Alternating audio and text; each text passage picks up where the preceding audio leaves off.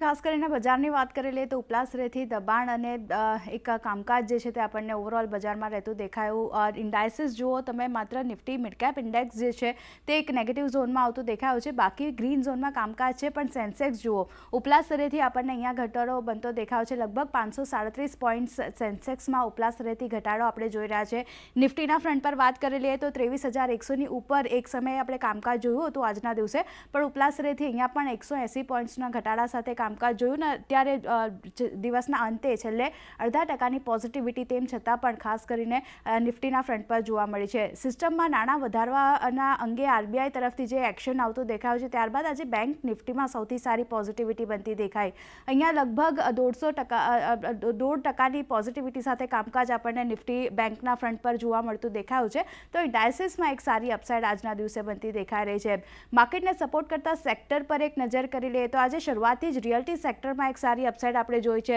Nifty financial, auto અને service સેક્ટરમાં પણ લગભગ જુઓ 1%થી 0.5% સુધીની પોઝિટિવિટી આપણને આ બધા સેક્ટરમાં બનતી દેખાઈ રહી છે. પણ સામે જે સેક્ટર ઘટી રહ્યા છે તેના પર નજર કરી લઈએ તો આજે ફાર્મા સેક્ટરમાં એક નેગેટિવિટી સાથેનું કામકાજ જોવા મળ્યું, કારણ કે ઇમ્પોર્ટ પર ટેરિફ લગાવવાના જે ટ્રમ્પના ધમકી છે એને કારણે ઓવરઓલ ફાર્મા સેક્ટર પર આપણને અસર બનતી દેખાય. સાથે જ હેલ્થકેરમાં પણ 2%ની આસપાસની વેચવાલી આપણે જોઈ છે.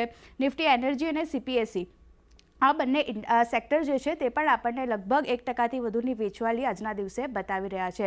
નિફ્ટીના વધનારા શેર્સ પર ફોકસ કરી લે, કારણ કે ઘણા બધા કાઉન્ટર અહીંયા ફોકસમાં રહેતા દેખાયા. એનબીએફસીઝ જેમાં ખાસ આવતા જોવા મળ્યા છે, જેમાં બજાજ ફાઇનાન્સનું કાઉન્ટર છે.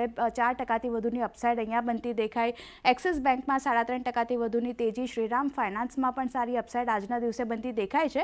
અને બજાજ ફિનસર્વ અહીંયા પણ 3.5%થી વધુની અપસાઇડ આજના દિવસે બનતી દેખાય. પણ સામે જે સ્ટોક ઘટ્યા છે તેના પર સન ફાર્મા સેક્ટર ઓવરઓલ જે રીતે ઘટ્યું છે, તો સન ફાર્મામાં સૌથી વધારે દબાણ આપણે જોયું. સાથે જ બ્રિટાનિયામાં પણ દબાણ સાથેનું કામકાજ બનતું દેખાયું. હિન્ડાલ્કો અને બીઈએલ અહીંયા પણ 1થી લઈને 2% સુધીની વેચવાલી આ બધા કાઉન્ટરમાં બનતી દેખાય છે.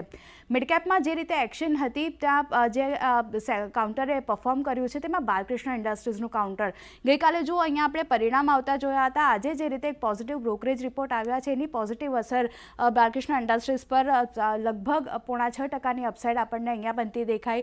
બેંક ઓફ ઇન્ડિયાની વાત કરી લઈએ ત્યાં પણ 5%થી વધુની તેજી સાથેનું કામકાજ જોવા મળતું દેખાયું છે. પરિણામ જે રીતે સારા આવતા દેખાયા છે, નફો ખાસ કરીને 28% વધ્યો છે ને કારણે બેંક ઓફ ઇન્ડિયાનું કાઉન્ટર ફોકસમાં રહ્યું. એયુ સ્મોલ ફિનાન્સ બેંકમાં 4.5%થી વધુની પોઝિટિવિટી, બ્રોકરેજ રિપોર્ટ પોઝિટિવ આવ્યા છે એની અસર.